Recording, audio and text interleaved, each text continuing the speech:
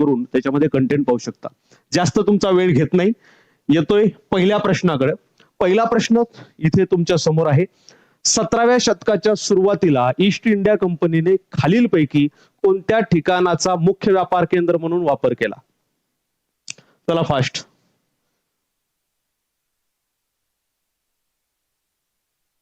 हा मुद्रांक विभागासाठी सुद्धा बॅच आहे. IBPS TCS म्हणलं सगळं आलं मित्रा.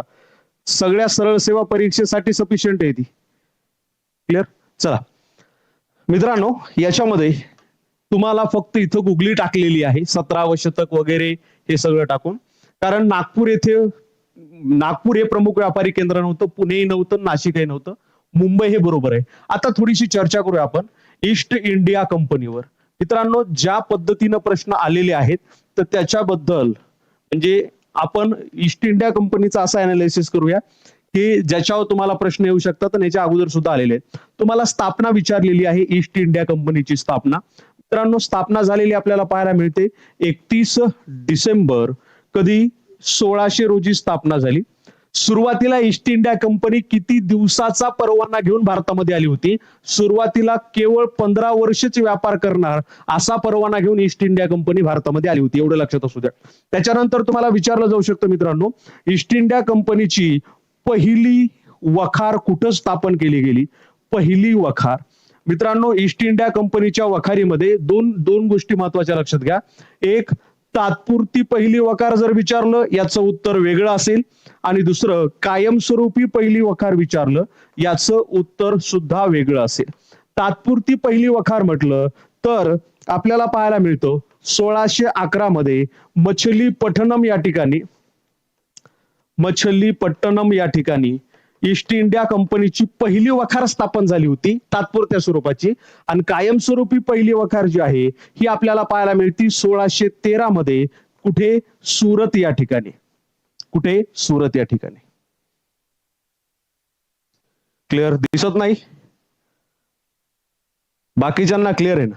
चला दुसरं आणखी महत्वाची गोष्ट मित्रांनो, परीक्षेला प्रश्न आला होता की वखार स्थापन करण्याची परवानगी मिळवण्यासाठी खालीलपैकी कोण जहागीराच्या दरबारामध्ये गेलं होतं? मित्रांनो लक्षात घ्या, 1609 मध्ये या ठिकाणी कॅप्टन हॉकिन्स जो आहे, नाव लक्षात घ्या, कॅप्टन हॉकिन्स जो आहे हा वखार स्थापन करण्याची परवानगी मिळवण्यासाठी जहागीराच्या दरबारामध्ये गेला होता. मुघल बादशाह जहागीर जो आहे, जहागीराच्या दरबारामध्ये गेला होता. क्लिअर? समजते सगळ्यांना? पुढे कोणत्या राजाचा राजदूत हा जहागीराच्या दरबारामध्ये 3 वर्ष राहिला असाही परीक्षेला प्रश्न आला होता. मित्रांनो लक्षात घ्या, थॉमस रो नाव ऐकलं असेल तुम्ही. थॉमस रो नाव ऐकलं असेल. थॉमस रो कोण होता? जेम्स पहिला जो होता, या जेम्स पहिल्याचा हा राजदूत होता. आणि या राजदूतानं जहागीराच्या दरबारामध्ये साधारणतः 1615 ते 18 या 3 वर्षाच्या कार्यासाठी म्हणजे 3 वर्ष जहागीराच्या दरबारामध्ये हा थॉमस रोचा राजदूत म्हणून राहिला. आपलं जेम्स पहिल्याचा प्रथमचा राजदूत म्हणून थॉमस रो या ठिकाणी राहिलेला आपल्याला पाहायला मिळतो. चला वखार शब्दाचा अर्थ लक्षात घ्या. वखारी इंग्रजांच्या भारतामध्ये कुठे कुठे होत्या? वखार शब्दाचा अर्थ होतो कारखाना. इंग्रजांनी भारतामध्ये कुठे कुठे कारखाने सुरू केले होते. आता इथेही आणखी एक स्टार पॉइंट, जर तुम्हाला विचारलं इंग्रजांनी भारतामध्ये व्यापाराला सुरुवात कधी केली, म्हणजे मुख्यतः व्यापाराला सुरुवात कधी केली, तर 1609 मध्ये सुरत येथून व्यापाराला सुरुवात केलेली आपल्याला पाहायला मिळते.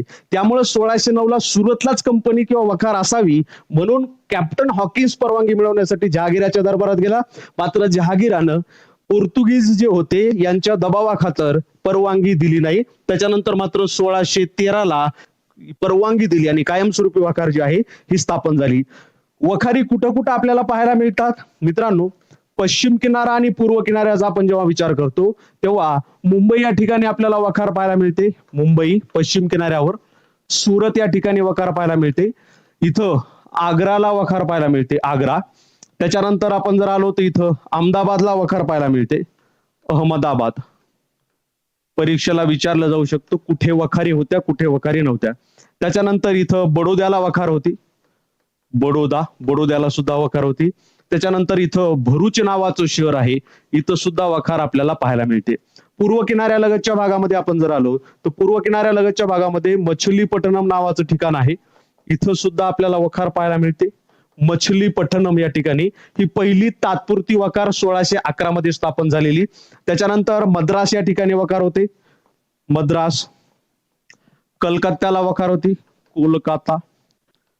ठीक आहे. त्याच्यानंतर आणखी जर आपण आलो तर हुगळीला वखार होती, हुगळी. हे लक्षात असू द्या. त्याच्यानंतर आपण जर पाहिलं तर कसीम बाजार या ठिकाणी ठिकाण आहे, कसीम बाजार बंगालमध्ये, या ठिकाणी वखार होती. आणि तामिळनाडूमध्ये आपण जर आलो तर या ठिकाणी त्रिकाबार या ठिकाणी वखार होते, त्रिकाबार. क्लिअर असो. इथं तुमचं ऑप्शन क्रमांक 1 जे आहे, 1 या प्रश्नामध्ये बरोबर आहे. चलो, चला घेऊया पुढचा प्रश्न. पुढचा प्रश्न तुमच्या समोर हा. इसवी सन पूर्व 230च्या सुमारास महाराष्ट्र कोणत्या राजघराण्याच्या आधिपत्याखाली आला, ज्याने महाराष्ट्रावर 400 वर्ष राज्य केलं? चलो फास्ट. ही सिरीज सुरू ठेवायची असेल तर तुमच्या मित्रांपर्यंत नक्कीच व्हिडिओ पोहोचा. आपण यासाठी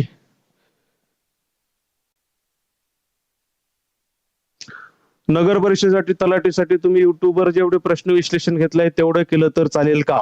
तेवढ्यामध्ये तुम्हाला 30 ते 35% तुमचा अभ्यास होईल. कोर्स प्लस ते जर केलं तर मी 100%ची गॅरंटी देऊ शकतो. ठीक आहे.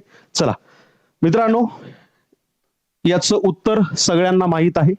सातवाहन राजघराणे, याची चर्चा करूया. सातवाहन राजघराण्यावर ज्याच्या परीक्षेला प्रश्न विचारला जाऊ शकतो. याचा कार्यकाळ लक्षात ठेवणं खूप सोपं आहे. कसं लक्षात ठेवायचं?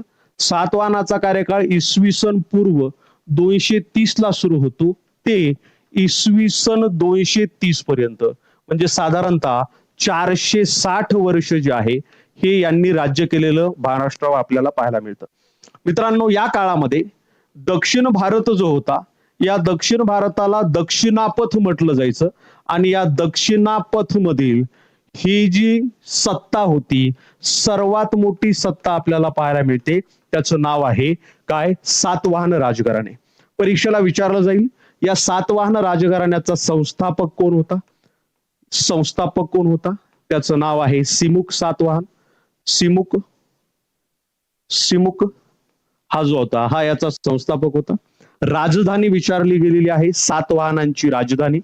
मित्रांनो, सातवाहनांची राजधानी होती प्रतिष्ठान. प्रतिष्ठान म्हणजे आत्ताचं पैठण, हे सातवाहन घराण्याची राजधानी आपल्याला पाहायला मिळते. बर, आणखी परीक्षेला प्रश्न आला होता, सातवाहन राजघराण्याचे पुरावे जे आहेत हे पुरावे नेमके कुठे आढळतात? तर मित्रांनो, नाणे घाटामध्ये जे अभिलेख आहेत, नाणे घाटामध्ये जे अभिलेख आहेत, कल्याण ते जुन्नरच्या दरम्यान नाणे घाट लागतो, इथं आपल्याला पुरावे याचे पाहायला मिळतात. त्याचबरोबर तुम्ही जरा कान्हेरी गुफा जर पाहिली तर कान्हेरी गुफामध्ये सुद्धा याची पुरावे तुम्हाला आढळून येतात. पुढे चला. आता याच्यामध्ये महत्वाचं, प्रमुख राजांवर प्रश्न विचारला जातो. प्रमुख राजे, 2 महत्वाचे प्रमुख राजे तुम्हाला मी घेतोय ज्याच्या परीक्षेला प्रश्न विचारला जाऊ शकतो. पहिला प्रमुख राजा आहे, त्याचं नाव आहे सातकर्णी प्रथम. पहा, त्याचं नाव आहे सातकर्णी प्रथम. मित्रांनो, सातकर्णी प्रथम हा जो राजा होता हा सिमुक सातकर्णीचा मुलगा होता. सिमुकचा मुलगा सातकर्णी प्रथम होता. याच्या परीक्षेला एक प्रश्न आला होता, खालीलपैकी कोणत्या सातवाहन राजांनी 2, अच्छा हा बरोबर, कोणत्या सातवाहन राजांनी 2 अश्वमेध यज्ञ केले होते? त्याचं उत्तर आहे सातकर्णी प्रथम. हा सिमुकचा मुलगा होता मित्रांनो. कोणाचा मुलगा? सिमुकचा. यानं काय केलं? हा कलिंगचा राजा होता खारवेल, याचा पराभव केला होता. कलिंगचा राजा खारवेलचा पराभव हा सिमुक सातकर्णीनं केला होता. सातकर्णीनं केला होता. हा, याच्या उपाध्या लक्षात घ्या. उपाधी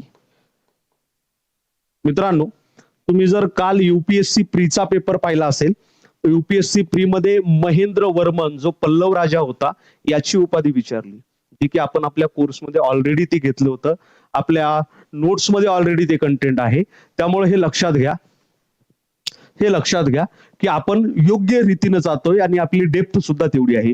याची उपाधी आहे दक्षिणापथपती नावाची उपाधी. ही आपल्याला पहिला प्रथम सातकर्णी राजा याला मिळालेली पाहायला मिळते. मित्रांनो, या राजानं 2 अश्वमेध यज्ञ केले होते. याच्या अगोदर सुद्धा आपली चर्चा याच्याबद्दल झालेली आहे. अश्वमेध यज्ञ म्हणजे काय? अश्वमेध यज्ञ म्हणजे एक पूजा करून एक घोडा सोडला जायचा. घोड्याच्या मागे काही सैन्य असायचं. ते सैन्य घोडा जिथं जिथं जाईल तिथं तिथं त्याच्या मागे ते सैन्य असायचं. घोड्याला ते सैन्य इकडं चल आणि तिकडं चल म्हणायचं नाही. घोड्याच्या मनात येईल तिकडं घोडा जायचा. जिथजिथपर्यंत घोडा जाईल, जिथजिथपर्यंत तो प्रवास करेल, तेवढं राज्य हे माझं राज्य म्हणून हे घोषित करणार. आणि जर एखाद्या राज्यामध्ये तो घोडा अडवला गेला तर यांचे सैनिक त्यांच्या बरोबर युद्ध पुकारणार. 1 वर्षानंतर तो घोडा जिथपर्यंत जाईल त्याला वापस आणलं जायचं, मग यज्ञ केला जायचा. याला म्हणायचं अश्वमेध यज्ञ. तिथपर्यंत जिथपर्यंत घोडा गेलेला आहे तिथपर्यंत राज्य जे आहे हे याला जोडलं जायचं. असे 2 अश्वमेध यज्ञ हे कोणी केले होते? तर सातकर्णी प्रथम न केलेले आपल्याला पाहायला मिळतात. आणखी एक राजा आहे गौतमीपुत्र सातकर्णी. गौतमीपुत्र सातकर्णी. मित्रांनो, आई वडील आई म्हणजे त्यावेळेस मातृसत्ताक पद्धती जास्त होती. आई वडील असलेल्या प्रेमामुळे गौतमीपुत्र हे नाव लावलेले आहे. मित्रांनो, हा 23वा सातवाहन राजा होता. कितवा? 23वा सातवाहन राजा. आणि एक स्टार पॉइंट लक्षात असू द्या, सातवाहन घराण्याचा सर्वाधिक पराक्रमी राजा म्हणून याची ओळख आपल्याला पाहायला मिळते. सर्वाधिक पराक्रमी राजा गौतमीपुत्र सातकर्णी. त्याच्या उपाधीवर परीक्षेला प्रश्न अनेक वेळा आलेले आहेत. 2 उपाध्या तुम्हाला मी लिहून देतोय. पहिली उपाधी आहे शक पहल वयननी सुदन. बघा, शक पहल वयननी सुदन. याचा अर्थ काय? याचा अर्थ जे शक राजे होते, जे पल्लव राजे होते, जे ग्रीक होते, इत्यादींचे म्हणजे इत्यादींचा पराभव करणारा किंवा निर्दालन करणारा म्हणू शकता तुम्ही. आणि दुसरी उपाधी आहे ते म्हणजे त्रिसमुद्र तोयपीतवाहन. त्रिसमुद्र तोयपीतवाहन याचा अर्थ असा होतो, असा राजा ज्याचे घोडे 3ही समुद्राचं पाणी पिलेले आहेत. आताचा अरबी समुद्र, हिंदी महासागर आणि बंगालचा उपसागर एवढं राज्य त्याचं होतं. म्हणून त्रिसमुद्र तोयपीतवाहन ही उपाधी त्यांनी लावलेली आपल्याला पाहायला मिळते. आणि एक स्टार पॉइंट, शेवटचा पॉइंट आपला सातवाहन साम्राज्याचा. मित्रांनो, सातवाहनाचा एक राजा होता राजा हल. काय नाव आहे? राजा हल. आणि राजा हलनं एक ग्रंथ लिहिला, गाथा सप्तशती. गाथा सप्तशती ग्रंथ जो आहे हा कोणी लिहिला? हा सातवाहन राजा हल यांनी लिहिलेला आपल्याला पाहायला मिळतो. क्लिअर? चलो या इकडं. मग या प्रश्नाचं उत्तर ऑप्शन क्रमांक 1 सातवाहन राजघराणे. आता ही जी पीपीटी आहे नेहमीप्रमाणे मी तुम्हाला सांगतोय, हे स्क्रीनशॉट नाही काढले तरी चालतील. ही पीपीटी आपल्या डिस्क्रिप्शन मध्ये असणाऱ्या टेलिग्राम चॅनलला मी अपलोड करतो. लेक्चर झाल्यानंतर लगेच तिथून तुम्ही ती डाउनलोड करून घेऊ शकता. मला सांगा, तुम्हाला इथपर्यंत समजतंय का?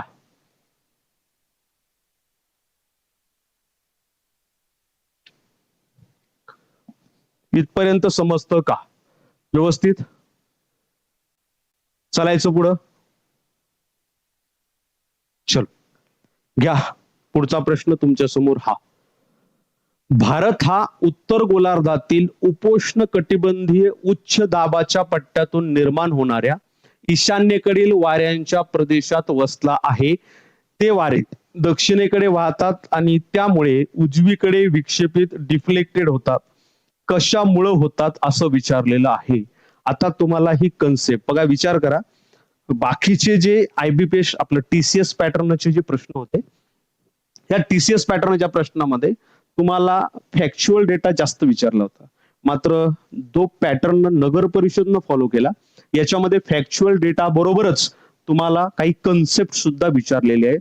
ही आहे मित्रांनो कन्सेप्ट. आणि कन्सेप्ट जोपर्यंत तुम्ही म्हणजे व्यवस्थित समजून घेत नाही तोपर्यंत तुम्हाला अशा प्रश्नांचं उत्तर मिळत नाही.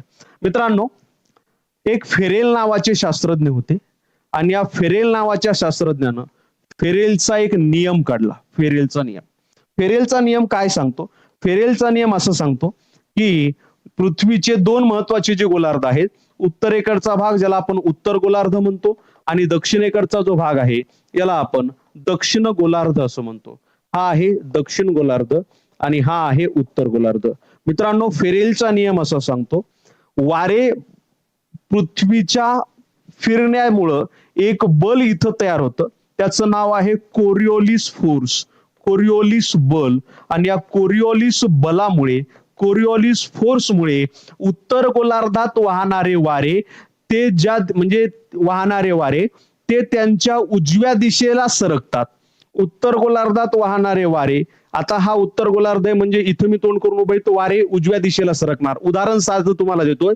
उत्तर गोलार्धात मी उभा आहे, इथं मी एक प्लास्टिकचा चेंडू घेतला आणि इथून समजा मी इथून हा चेंडू विषुववृत्ताकडे या भागाकडे जर फेकला, तर फेकल्यानंतर तो चेंडू सरळ न जाता तो चेंडू वाऱ्यामुळे इकडच्या दिशेला कळतो. का? कारण फेरेलचा नियम सांगतो उत्तर गोलार्धामध्ये वाहणारे वारे हे त्यांच्या उजव्या दिशेला जास्त वळतात, तर दक्षिण गोलार्धामध्ये वाहणारे वारे हे त्यांच्या डाव्या दिशेला जास्त वळतात. त्याला म्हणायचं फेरेलचा नियम. कोणत्या बलामुळे? कोरिओलिस फोर्समुळे. आता ही कन्सेप्ट सांगतो, हे बरोबर दिलेले ईशान्येकडील वारे वगैरे वगैरे. एक 5 मिनिटाचा वेळ तुमचा घेतो. मित्रांनो, कन्सेप्ट अशी आहे की पृथ्वीचा जर तुम्ही पूर्ण भाग पाहिला तर पृथ्वीवर वायुदाबाचे काही पट्टे आहेत. पृथ्वीवर वाहणाऱ्या वाऱ्यांपैकी एक वाऱ्याचा प्रकार आहे ज्याला आपण ग्रहीय वारे असं म्हणतो किंवा ज्याला तुम्ही नियतकालिक वारे असं म्हणतात. तुम्हाला नगर परिषदेची तयारी करायची असेल तर तुम्हाला कन्सेप्ट सुद्धा लक्षात घेणं गरजेचं. मित्रांनो, नॉर्मली जर पाहिलं तर पृथ्वीचा हा मध्यभाग आहे ज्याला तुम्ही विषुववृत्त असं म्हणता. मित्रांनो पहा, विषुववृत्तापासून उत्तर गोलार्धाचा 5 अंश आणि दक्षिण गोलार्धाचा 5 अंश हा जो पट्टा आहे पृथ्वीचा फुगीर पट्टा, या फुगीर पट्ट्यावर सूर्याची लंबरूप किरणे जास्त पडतात आणि सूर्याची लंबरूप किरणे या पट्ट्यावर जास्त पडल्यामुळे या भागामधलं टेम्परेचर वाढतं. टेम्परेचर वाढल्यामुळे या भागामधली जी हवा आहे ही हवा विरळ होते, वर जाते आणि वर गेल्यानंतर म्हणजे बघा इथलची जमीन आहे ही हवा हलकी होते. हलकी झाल्यानंतर ही हवा वर जाते आणि उजवीकडे आणि डावीकडे म्हणजे उत्तर गोलार्ध आणि दक्षिण गोलार्धाकडे ही हवा विभागली जाते. मग उत्तर गोलार्ध आणि दक्षिण गोलार्धामध्ये एक असा पट्टा आहे ज्या पट्ट्यामध्ये या भागातली हवा इथे येते आणि दक्षिण गोलार्धामध्ये सुद्धा एक पट्टा आहे, याला आपण जास्त दाबाचा पट्टा म्हणतो. या भागातली हवा इथे येते. काय होतं? इथलची हवा इकडे आणि इकडे गेल्यामुळं इथं कमी दाबाचं क्षेत्र तयार होतं. कोणतं क्षेत्र? कमी दाबाचं क्षेत्र तयार होतं. आणि इथं जास्त दाबाचं क्षेत्र तयार होतं. इथं सुद्धा जास्त दाबाचं क्षेत्र तयार होतं. आता इथं येतो हवेचा नियम. हवा काय सांगते? हवा नेहमी जास्त दाबाकडून म्हणजे हाय प्रेशर कडून लो प्रेशर कडे वाहत जाते. आता हे वारे वर जाऊन इकडे गेलेले आहेत, वर जाऊन इकडे गेलेले आहेत. इथं हवेची संख्या वाढली, इथं वाऱ्याची संख्या वाढली. मग हे वारे क्षितिज समांतर वेग धारण करून हे अशा पद्धतीनं विषुववृत्ताकडे वाहतात. आता विषुववृत्ताकडे वाहत असताना इथं कोरिओलिस बलामुळे फेरेलचा नियम इथं आडवा येतो. वारे वाहत असताना सरळ असे न वाहता हे वारे अशा पद्धतीनं या विषुववृत्ताकडे येत असतात. लक्षात घ्या, अशा पद्धतीनं. अशा पद्धतीनंच का? कारण उत्तर गोलार्धामध्ये वाहणारे वारे त्यांच्या दिशेच्या उजव्या बाजूला वळतात, याला आपण फेरेलचा नियम म्हणतो. तर दक्षिण गोलार्धात वाहणारे वारे त्यांच्या दिशेच्या डाव्या दिशेला वळतात, त्यांच्या वाहण्याच्या दिशेच्या डाव्या बाजूला हे वारे असे येतात. यांना मित्रांनो म्हटलं जातं व्यापारी वारे. कोणते वारे म्हटलं जातं? व्यापारी वारे म्हणतात. काय म्हणतात? व्यापारी वारे. समजलं का? क्लिअर? लक्षात घ्या. मग इथं तुमच्या प्रश्नाचं उत्तर मिळालं. कोरिओलिस बलामुळे इथं बघा, इथं शब्द न शब्द लक्षात घ्या. उत्तर गोलार्धातील उच्च वायुदाबाच्या पट्ट्यातून निर्माण होणाऱ्या ईशान्येकडील वाऱ्याच्या प्रदेशात. आता ईशान्येकडीलच का म्हणतात? कारण मित्रांनो, वारे ज्या दिशेकडून वाहतात त्याचं नाव वाऱ्याला प्राप्त झालेलं असतं. जसं वारे नैऋत्येकडून भारतामध्ये प्रवेश करतात म्हणून नैऋत्य मान्सून वारे आपण म्हणतो. ही दिशा ईशान्य आहे, ईशान्येकडून विषुववृत्ताकडे येतात म्हणून त्याला काय म्हटलं गेलं? ईशान्य वारे म्हटलं गेलं. आणि हे कशामुळे उजवीकडे वाहतात? कारण इथं कोरिओलिस फोर्स आहे. ऑप्शन क्रमांक 2 बरोबर. क्लिअर? समजलं का रे? चलायचं पुढं. घ्या पुढचा प्रश्न तुमच्या समोर हा घ्या. खालीलपैकी कोणते पठार पश्चिम आणि दक्षिण भारतातील सर्वात मोठे पठार आहे? पश्चिम आणि दक्षिण भारतातील सर्वात मोठे पठार आहे, सांगा.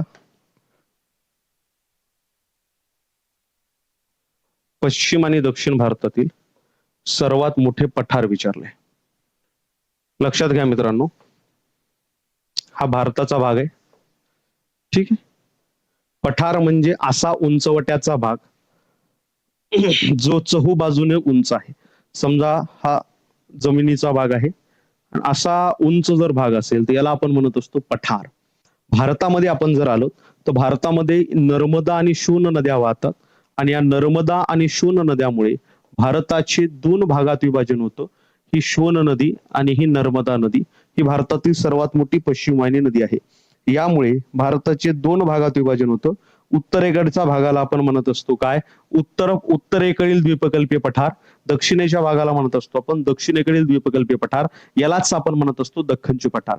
याच्यामध्ये आणखी लक्षात घ्या कोणते कोणते पठार आहेत. इथे एक पठार आहे, इथे एक पठार आहे, इथे एक पठार आहे, इथे एक पठार आहे, इथे एक पठार आहे. त्याच्यानंतर आपण जर पुढे आलो तर या ठिकाणी इथे एक पठार आहे. हे झालं उत्तर भारताचं. दक्षिण भारतामध्ये जर तुम्ही आला तर दक्षिण भारतामध्ये तुम्हाला दिसेल इथे एक सर्वोच्च पठार आहे, हे इथे एक आहे. त्याच्यानंतर इथे याला लागून एक आहे, त्याच्यानंतर याला लागून एक आहे. ठीक आहे. त्याच्यानंतर आपल्याला या भागामध्ये एक पठार पाहायला मिळतं. असो, आता लक्षात घ्या, याचे नाव लक्षात घ्या, परीक्षेला विचारलं जाईल. नर्मदा नदीच्या उत्तरेला तुम्ही जर आलात तर इथं माळवा पठार आहे. कोणतं पठार? माळवा पठार आहे. थोडं संकेत छोट करतो. त्याच्यानंतर इथं मेवाड पठार आहे, इथं मारवाड पठार आहे, इथं बुंदेलखंड पठार आहे, बुंदेलखंड. इथं बाघेलखंड पठार आहे बिहारमध्ये, बाघेलखंड. इथं जर तुम्ही आलात तर इथं तुम्हाला मेघालय पठार पाहायला मिळतं. मेघालय पठार. कोणतं पठार? मेघालय. त्याच्यानंतर हे जे आहे हे महाराष्ट्र पठार आहे, महाराष्ट्र पठार. त्याच्यानंतर हे जे आहे हे तेलंगणा पठार आहे. कोणतं? तेलंगणा पठार आहे. हे जे आहे हे कर्नाटक पठार आहे. कोणतं पठार? हे कर्नाटक. आणि हे जे आहे हे छोटा नागपूर पठार आहे. कोणतं पठार? छोटा नागपूर. मित्रांनो लक्षात घ्या, हे जे 3 पठार आहेत महाराष्ट्र, कर्नाटक आणि तेलंगणा हे जवळपास एकमेकांना मिळते जुळते आहेत. नर्मदेच्या दक्षिणेकडचा भाग यांना मिळून आपण दख्खनचं पठार म्हणतो. आणि हे दख्खनचं पठार संपूर्ण भारतामधलं सर्वात मोठं पठार म्हणून ओळखलं जातं. ऑप्शन क्रमांक 1 जे आहे ते ऑप्शन क्रमांक 1 बरोबर आहे. चलो, समजते? ऑप्शन क्रमांक 1 बरोबर आहे. याची पीपीटी तुम्हाला मी अवेलेबल करून देतो, स्क्रीनशॉट नाही घेतला तरी चालेल. चला घ्या पुढचा प्रश्न. 2001 ते 11 या दशकात महाराष्ट्राच्या लोकसंख्येतील ग्रामीण लोकसंख्येच्या वाढीचा दर किती होता? लक्षात घ्या, कालच्या group C, combine group C ला सुद्धा लोकसंख्या वाढीचा दर न विचारता ग्रामीण लोकसंख्या आणि नागरी लोकसंख्या याच्यावर परीक्षेला प्रश्न विचारले होते. त्यामुळे लक्षात घ्या, तुम्हाला या पद्धतीचे प्रश्न सुद्धा तुम्हाला नगर परिषदेमध्ये पाहायला मिळतात. म्हणजे इथं काठिण्यता पातळी जी आहे नगर परिषदेची, ही काठिण्यता पातळी वाढलेली तुम्हाला लक्षात येईल. चला पहा आता याचं उत्तर. मित्रांनो लक्ष द्या, महाराष्ट्रामध्ये ग्रामीण लोकसंख्या किती आहे असं जर तुम्हाला विचारलं आणि शहरी लोकसंख्या किती आहे असं जर तुम्हाला विचारलं तर ही आकडेवारी तुमच्या लक्षात असली पाहिजे. मित्रांनो महाराष्ट्रामध्ये ग्रामीण लोकसंख्या जी आहे ही 6.6 कोटी एवढी आहे. किती? 6.6 कोटी एवढी आहे. ही एकूण महाराष्ट्राच्या लोकसंख्येच्या साधारणतः 54.77% एवढी पाहायला मिळते. हे IMP आहे बरं का, ही आकडेवारी पाठ ठेवावीच लागते. म्हणजे ऍव्हरेज 55% लोक हे ग्रामीण भागामध्ये राहतात आणि शहरी लोकसंख्या जी आहे ही 5.08 कोटी आहे. म्हणजे ऍव्हरेज जर आपण काढलं तर मित्रांनो 45.23% लोक जे आहेत हे नागरी भागामध्ये राहतात किंवा शहरी भागामध्ये आपल्याला पाहायला मिळतात. आता 2001 चा आपण जर संदर्भ घेतला, 2001 ते 2011 या 10 वर्षामध्ये ग्रामीण भागातील लोकसंख्येमध्ये किती वाढ झाली असं जर विचारलं तर याचं उत्तर आहे 10.36% हे ग्रामीण भागातल्या लोकसंख्या वाढीचा दर आपल्याला पाहायला मिळतो. आता तुम्हाला विचारलं जाईल की सर्वाधिक ग्रामीण भागातील लोकसंख्या असणारे 5 जिल्हे कोणते आणि सर्वात कमी ग्रामीण भागातील लोकसंख्या असणारे 5 जिल्हे कोणते. सर्वाधिक ग्रामीण भागातील लोकसंख्या असणाऱ्या जिल्ह्यावरून तुम्ही सर्वात कमी शहरी भागातील लोकसंख्या असणारे जिल्हे काढू शकतात आणि सर्वात कमी ग्रामीण भागातील लोकसंख्या असलेल्या कंटेंटवरून तुम्ही सर्वाधिक नागरी भागातले जिल्हे काढू शकतात. कसं याचं उत्तर लक्षात घ्या. सर्वात कमी आपलं सर्वात जास्त जर ग्रामीण भागातील लोकसंख्या असणारा जिल्हा विचारला तर लक्षात घ्या त्याचं उत्तर आहे गडचिरोली. पर्सेंटेज तुम्हाला मी देत नाही किंवा पर्सेंटेज कालच्या परीक्षेमध्ये विचारलं होतं पण ह्या लेवलला आपल्या येत नाही. त्याच्यानंतर येतं सिंधुदुर्ग. गडचिरोली नंतर घ्यायचं सिंधुदुर्ग. लक्षात कसं ठेवायचं, एक महाराष्ट्राचं इकडचं टोक आहे आणि एक महाराष्ट्राचं हे टोक आहे, सर्वात ग्रामीण भागातील लोकसंख्या. त्याच्यानंतर येतं मग हिंगोली. लक्षात ठेवायचं या दोन्हीच्या मधला भाग आहे हिंगोली, इथं येतं हिंगोली. चौथ्या क्रमांकावर आपल्याला पाहायला मिळतं रत्नागिरी.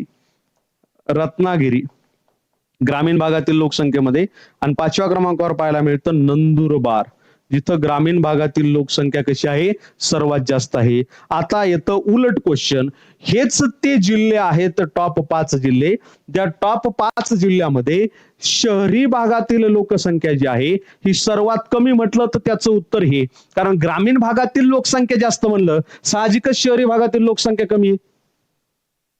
बरोबर आहे का. ग्रामीण भागातील जास्त म्हणलं शहरी कमी आहे. सर्वात कमी शहरी भागातील लोकसंख्या गडचिरोलीला आहे कारण इथं सर्वाधिक ग्रामीण भागातील लोकसंख्या आहे. सर्वात त्याच्यानंतर दुसरा क्रमांक सिंधुदुर्गला आहे कारण इथं ग्रामीण भागातील लोकसंख्या जास्त आहे. तसं सर्वात कमी जिथं विचारलं तिथं नागरी भागातील लोकसंख्या सर्वात जास्त. सर्वात कमी ग्रामीण भागातील लोकसंख्या मुंबईला आहे 0%. किती? 0%. त्याच्यानंतर दुसरा आहे ठाणे. जवळपास मित्रांनो ग्रामीण भागातील लोकसंख्या 23%च्या आसपास आहे. त्याच्यानंतर तिसरा आहे नागपूर. हे काल मी मुलांना शिकवलं होतं. चौथं आपल्याला पाहायला मिळतं छत्रपती संभाजीनगर. संभाजीनगर.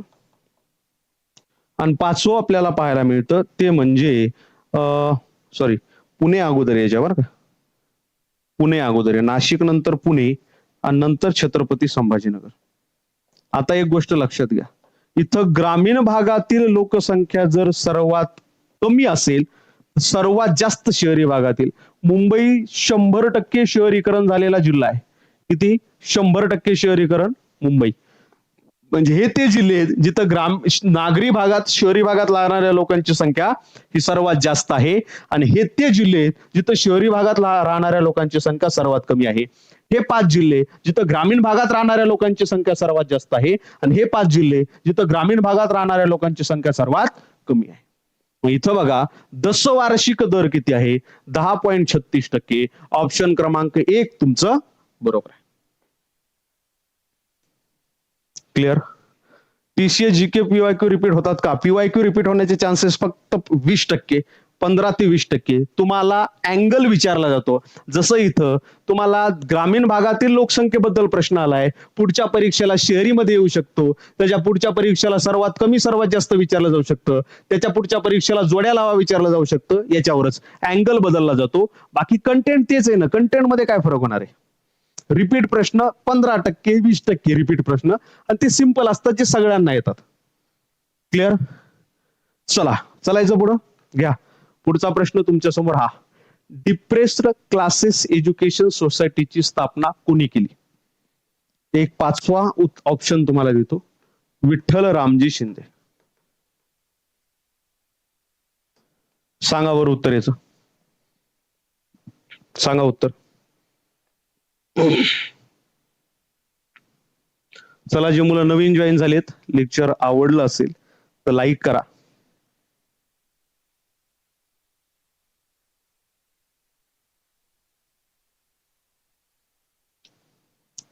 जी के बॅच पाहिजे, डिस्क्रिप्शन मध्ये ऍपची लिंक आहे, ते ऍप डाउनलोड करा. सध्या ऑफर सुरू आहे, ती घेऊ शकता तुम्ही. See right, doctor Babasaheb Ambedkar.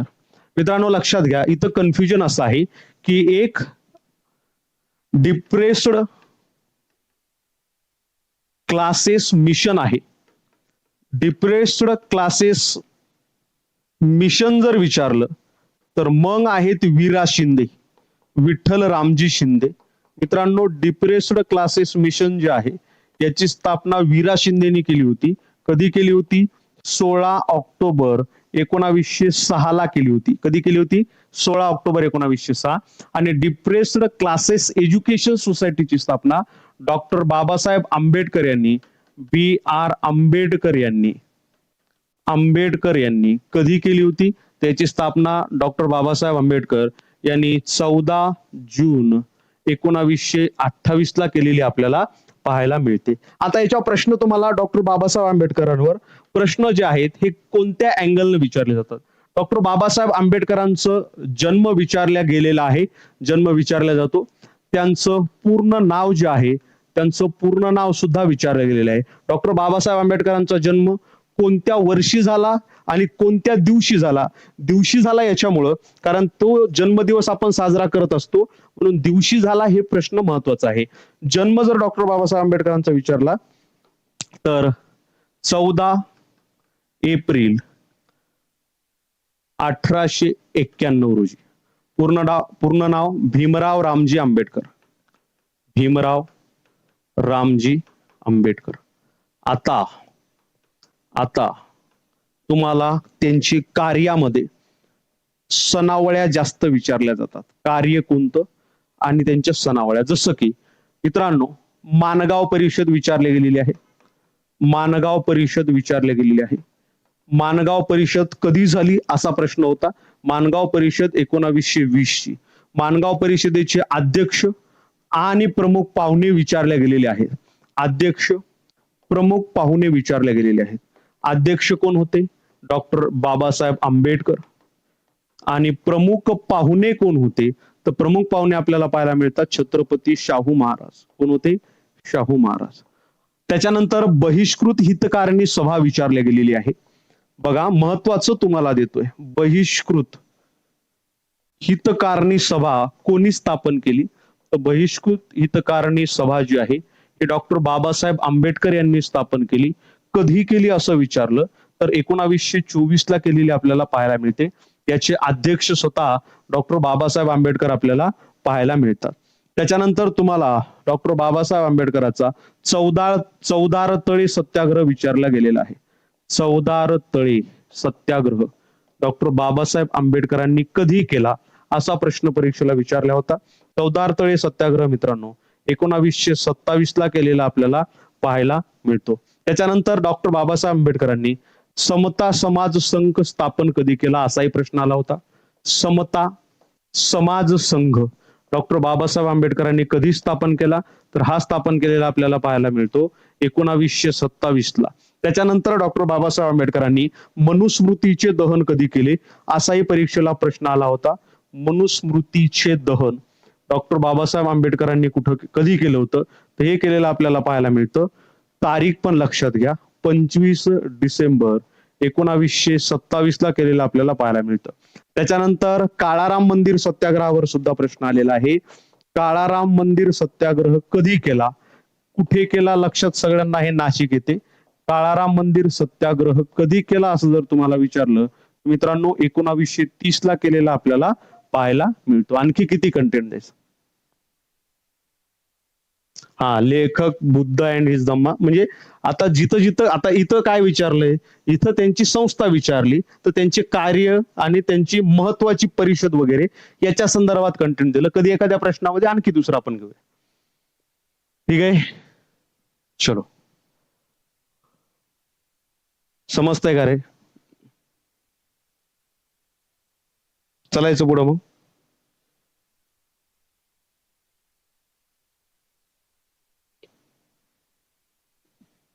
एखाद्या प्रश्नामध्ये आपण त्यांची पुस्तकं चर्चित करू. ठीक आहे, चला घ्या पुढचा प्रश्न तुमच्या समोर हा. भारतातील नैऋत्य मोसमी पाऊस सहसा रिकामी जागाच्या पहिल्या आठवड्यात मुंबई किनारपट्टीवर धडकतो आणि रिकामी जागाच्या शेवटच्या आठवड्यापर्यंत राहतो. सोपा प्रश्न आहे, कन्सेप्च्युअल थोडासा आहे.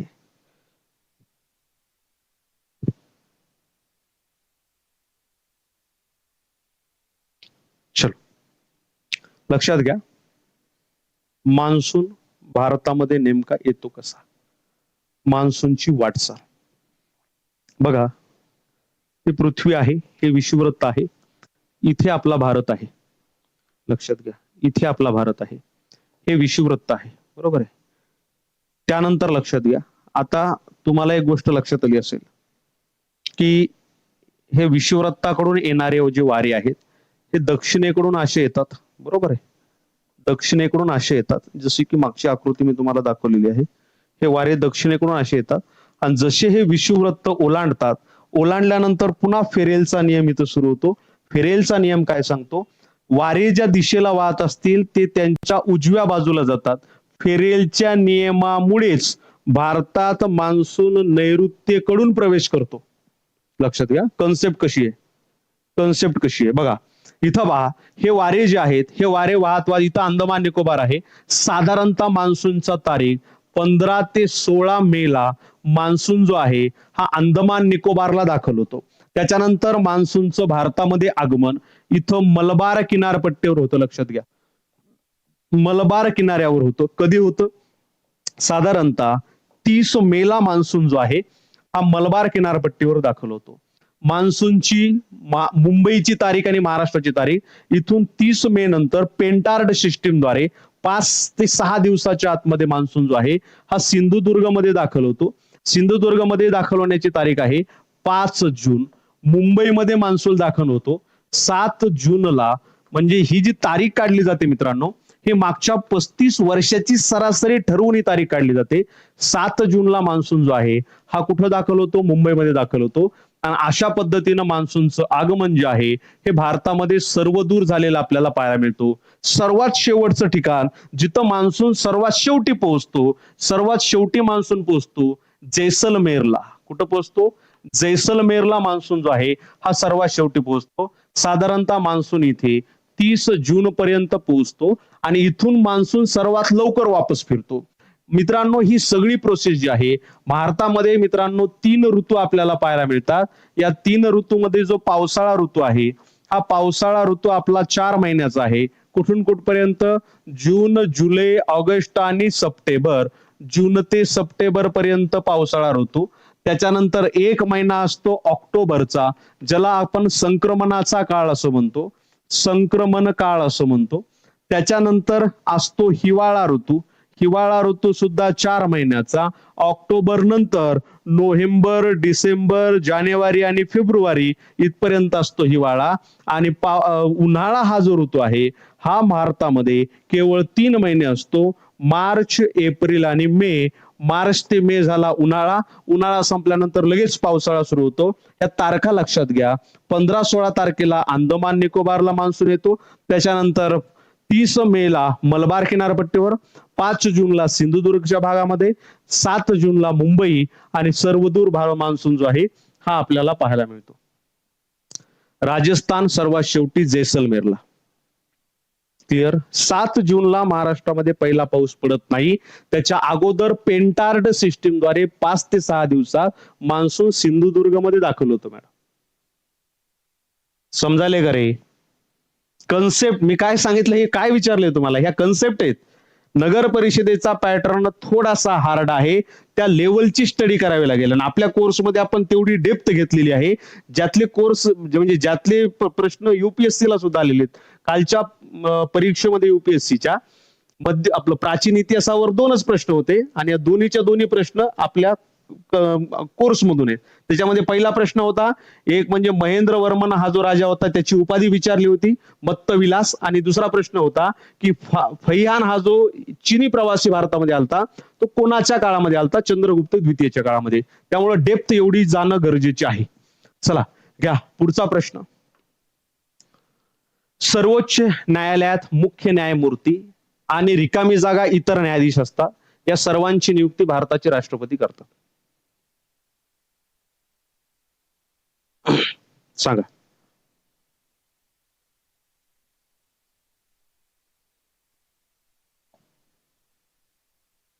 एमपीएससी कंबाईन पण कव्हर होईल का? नाही. मी सगळं तुम्हाला तिथं एमपीएससी कंबाईनची ती बॅच नाही, जीके जीएस बॅच मधून तुम्ही ते रिव्हिजन करू शकता.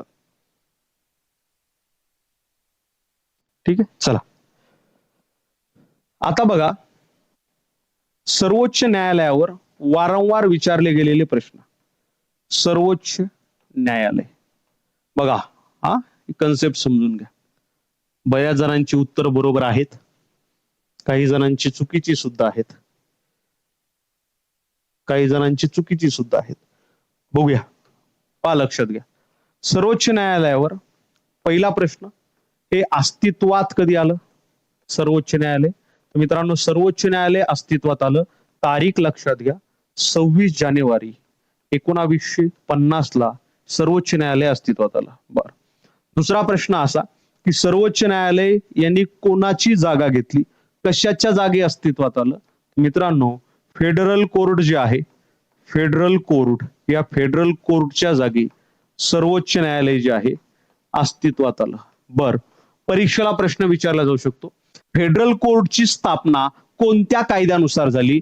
फेडरल कोर्टची स्थापना जी आहे ही आपल्याला पाहायला मिळते 1935च्या कायद्यानुसार. पहा कशी लिंक आहे. फेडरल कोर्टची स्थापना 1935च्या कायद्यानुसार झाली 37 ला, आणि तिथून मग 26 जानेवारीला त्याचं रूपांतर सर्वोच्च न्यायालयामध्ये झालं. पुढे चला मित्रांनो, सर्वोच्च न्यायालयाची राज्यघटनेमध्ये तरतूद कुठे आहे? सर्वोच्च न्यायालयाची राज्यघटनेमध्ये तरतूद आपल्याला भाग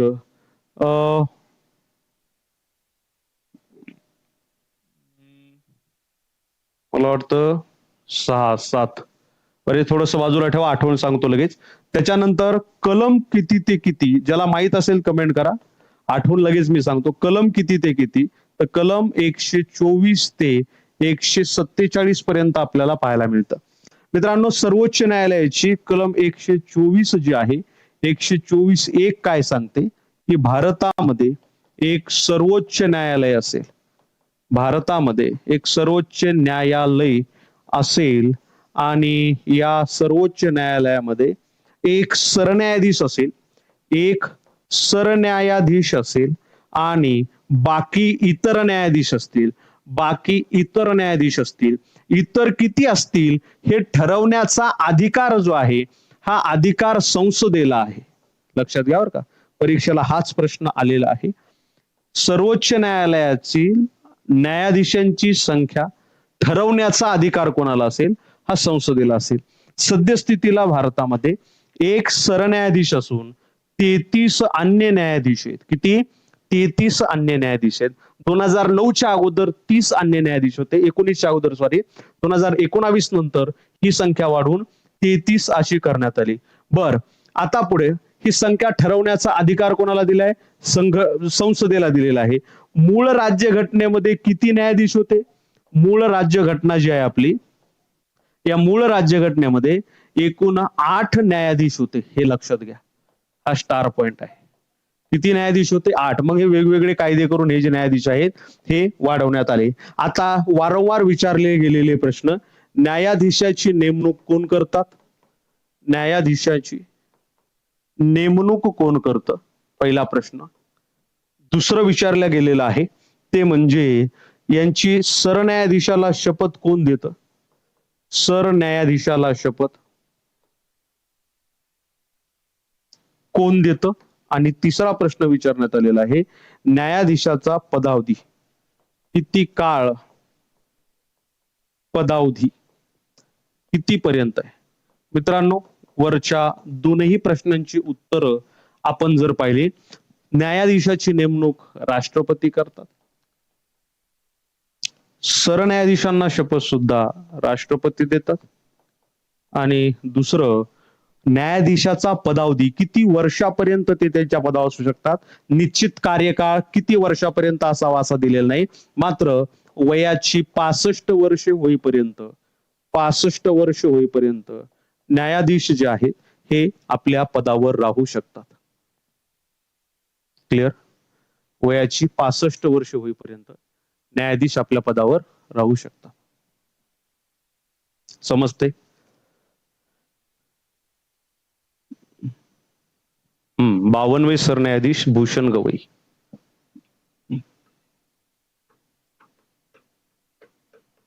भूषण गवई. चल घ्या पुढचा प्रश्न. भारतीय निवडणूक आयोगात किती सदस्य असतात? फॅक्च्युअल डेटा, फॅक्च्युअल प्रश्न. भारतीय निवडणूक आयोग जे आहे या भारतीय निवडणूक आयोगामध्ये एकूण किती सदस्य असतात असा परीक्षेला प्रश्न आलेला आहे. उत्तर द्या.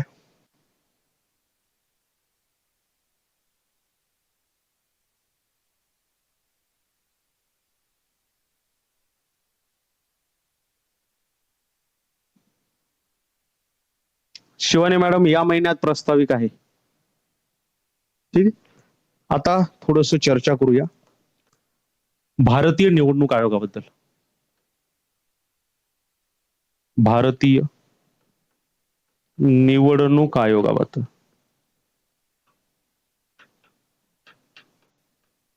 पहा काय विचारलं जातं वारंवार याच्या. भारतीय निवडणूक आयोगाची स्थापना विचारली जाते. ठीक आहे. त्याच्यानंतर भारतीय निवडणूक आयोग जे आहे भारतीय निवडणूक आयोग जे आहे याचं मुख्यालय विचारलं जातं. कायदा हा कोणत्या कायद्यानुसार नाही याचं मुख्यालय पहिल्यांदा घेऊ आपण. ते विचारलं जातं.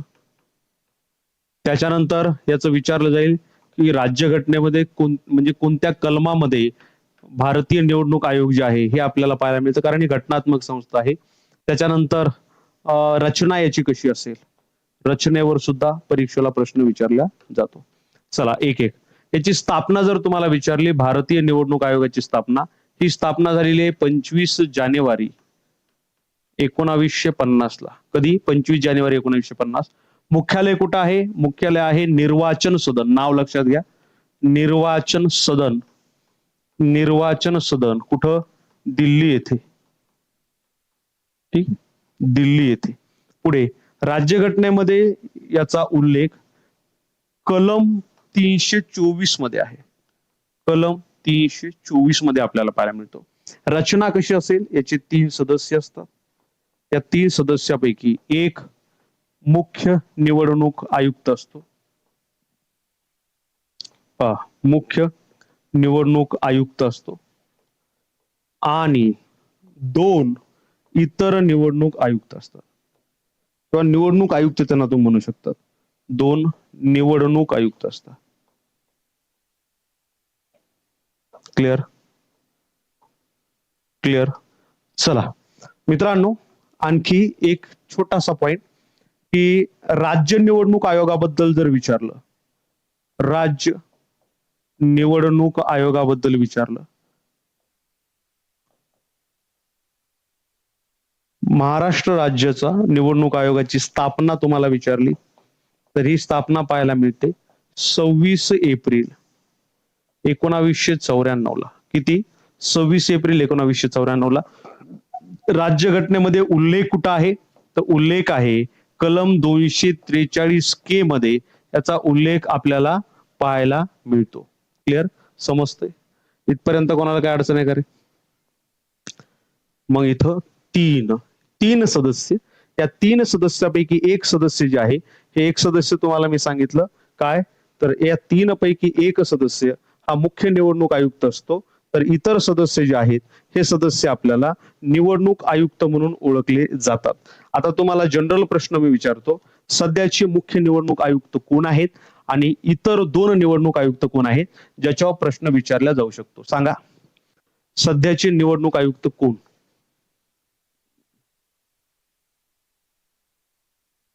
सध्याचे मुख्य निवडणूक आयुक्त जे आहेत त्यांचं नाव आहे ज्ञानेश कुमार.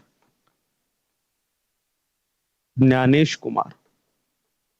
आणि 2 निवडणूक आयुक्त जे आहेत त्यापैकी एक आपल्याला पाहायला मिळते सुखबीर सिंग.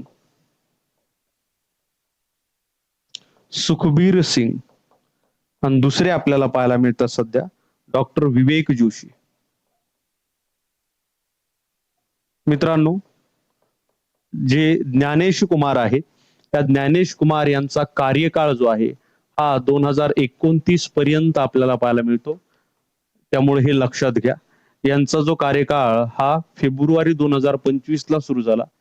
फेब 2025 पासून ते कुठपर्यंत आहे तर 2029 पर्यंत, 29च्या निवडणुकीपर्यंत ते असू शकतात. ऑप्शन क्रमांक 3 जे आहे ऑप्शन क्रमांक 3 तुमचं इथं बरोबर आहे. क्लिअर.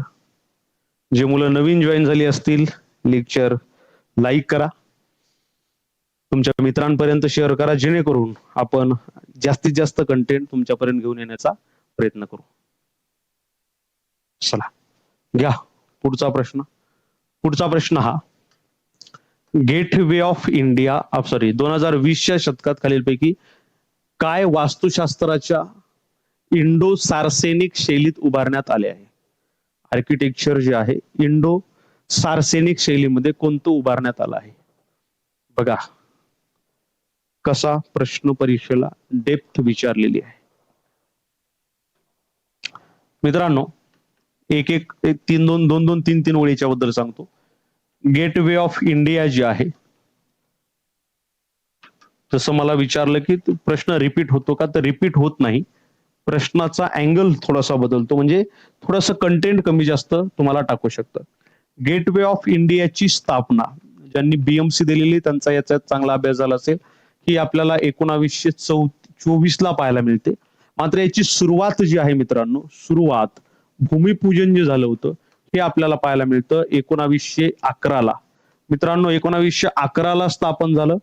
कोणासाठी हे स्थापन केलं होतं, म्हणजे याची स्थापना किंवा कोणाच्या भारत भेटी दरम्यान स्थापन केलं होतं. मित्रांनो पंचम जॉर्ज जे आहे, पंचम जॉर्ज यांनी भारत भेट दिल्यानिमित्त ही वास्तू उभारण्यात आलेली आपल्याला पाहायला मिळते. पंचम जॉर्ज व राणीचं नाव आहे राणी मेरी यांच्या स्वागतासाठी हे उभारण्यात आलेलं आपल्याला पाहायला मिळतं. पुढे चला मित्रांनो, याला मुंबईचं प्रवेशद्वार असं म्हणतात. मुंबईचे प्रवेशद्वार म्हणतात. मुंबईचे प्रवेशद्वार म्हणतात. त्याच्यानंतर मित्रांनो लक्षात घ्या की याची स्थापना शैली कोणती आहे, स्थापत्य शैली कोणती आहे. याची स्थापत्य शैली आहे इंडो सार्सेनिक. इंडो सार्सेनिक स्थापत्य शैलीचं उदाहरण आपल्याला हे पाहायला मिळतं. त्याच्यानंतर दुसरं काय, Chhatrapati Shivaji Maharaj terminal, short form मध्ये CSMT असं लिहितोय. याच्या कंबाईनला सुद्धा प्रश्न विचारला जातो. मित्रांनो याचं मूळ नाव किंवा याचं जे पहिले नाव जे आहे, आपण असं म्हणू शकतो याला जुनं नाव काय होतं, तर CSMT चे जुने नाव जे आहे हे होतं व्हिक्टोरिया टर्मिनस. काय होतं, व्हिक्टोरिया टर्मिनस. Victoria Terminus. टर्मिनसचा अर्थ काय होतो मित्रांनो, रेल्वे जेव्हा तुम्ही अभ्यासत असता, रेल्वेमध्ये एक क्वेश्चन असतो टर्मिनस नावाचा क्वेश्चन. म्हणजे एक रेल्वे अभ्यासत असताना संकल्पना येते टर्मिनस. टर्मिनसचा अर्थ असा असतो, बघा जिथं रेल्वे थांबा असतो तिथं रेल्वे स्टेशन म्हणतात त्याला. जिथं रेल्वेचा एक भाग म्हणजे रेल्वेला दुसरी एखादी लाईन तिथून निघत असते दुसरीकडे जाण्यासाठी, त्याला रेल्वेचं जंक्शन म्हणतात. आणि जिथून पुढे रेल्वे जाऊ शकत नाही, इथून रेल्वेला कोणती आली तर इथून माघारी जावं लागेल किंवा दुसऱ्या लाईनला जावं लागेल, पुढे जाऊ शकत नाही, याला म्हणायचं टर्मिनस. जसं CSMT छत्रपती शिवाजी महाराज टर्मिनस. तर मित्रांनो लक्षात घ्या, याचं नामकरण जे आहे हे 1996 ला छत्रपती CST असं करण्यात आलं, छत्रपती शिवाजी टर्मिनस करण्यात आलं. आणि पुन्हा नामकरण चेंज झालं, ते म्हणजे 2017 ला हे नाव जे आहे याच्यात महाराज ऍड करण्यात आलं, छत्रपती शिवाजी महाराज टर्मिनस CSMT हे नाव करण्यात आलं. मित्रांनो एक प्रश्न आला होता 2004 मध्ये, याचा समावेश जो आहे हा जागतिक वारसा स्थळामध्ये केलेला आपल्याला पाहायला मिळतो. जागतिक वारसा स्थळामध्ये समावेश, जागतिक वारसा स्थळामध्ये समावेश. महाराष्ट्रामध्ये 5 जागतिक वारसा स्थळे, त्यापैकी 2004 ला CSMT चा समावेश करण्यात आला. मित्रांनो हे मध्य रेल्वेचं मुख्यालय सुद्धा आहे. मध्य रेल्वेचे मुख्यालय. महाराष्ट्रामध्ये दोन रेल्वे मुख्यालय आपल्याला पाहायला मिळतात. एक पश्चिम रेल्वे आणि दुसरं मध्य रेल्वे. मध्य रेल्वेचं मुख्यालय जे आहे हे आपल्याला पाहायला मिळतं कुठे, तर छत्रपती शिवाजी महाराज टर्मिनस, आणि पश्चिम रेल्वेचं मुख्यालय चर्चगेट मुंबई येथेच आपल्याला पाहायला मिळतो. शेवटचं, याची स्थापत्य शैली लक्षात घ्या. याची स्थापत्य शैली जी आहे ही शैली आपल्याला पाहायला मिळते ती म्हणजे इटालिक गॉथिक शैली. इटालिक गॉथिक शैली. इटालिक गॉथिक शैलीमध्ये याचं बांधकाम आहे. आपल्याला विचारलंय काय, इंडो सार्सेनिक. याचं उत्तर ऑप्शन क्रमांक 1 हे बरोबर आहे. त्याच्यानंतर कान्हेरी लेणी जी आहे, या कान्हेरी लेणी जी आहे ही मुंबईमधील एक महत्वाची लेणी असून या कान्हेरी लेणीमध्ये तुम्हाला मी सांगितलं होतं की सातवाहन राजा गौतमीपुत्र सातकर्णी या सातवाहन राजाचा एक शिलालेख आपल्याला या कान्हेरी लेणीमध्ये पाहायला मिळतो. मित्रांनो, कान्हेरी लेणीमध्ये एक सातवाहन राजाचा जो शिलालेख आहे हे चैत्य लेणी म्हणून एक ओळखला जातो, चैत्य लेणी. आणि या चैत्य लेणीमध्ये त्याचा शिलालेख आपल्याला पाहायला मिळतो. ही कान्हेरी लेणी किती जुनी असू शकते, तर मित्रांनो ही लेणी साधारणतः इसवी सन पूर्व 2रे शतक ते इसवी सन 6व्या शतकामध्ये कोरली गेलेली असू शकते असा तज्ञांचा अंदाज आहे. मित्रांनो, हे नाव जे आहे हे कृष्णगिरी शब्दावरून पडलेलं आहे. कृष्णगिरी शब्दावरून हे नाव पडलेलं आपल्याला पाहायला मिळतं. क्लिअर, येते लक्षात. आता पुढे सिंधुदुर्ग किल्ला, हे तर छत्रपती शिवाजी महाराजांनी स्थापन केलेला आहे. छत्रपती शिवाजी महाराजांनी हा किल्ला स्थापन केला. मित्रांनो, या किल्ल्याची निर्मिती 1664 साली झालेली आहे, एवढं लक्षात घ्या. मग इंडो सार्सेनिक म्हटलं तर ऑप्शन क्रमांक 1 बरोबर आहे. काय, गेट वे ऑफ इंडिया. हा, इथं लिहिलंय का गौतमीपुत्र सातकर्णीची.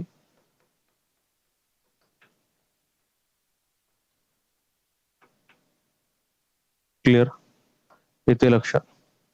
चला, इथपर्यंत कोणाला काय अडचण.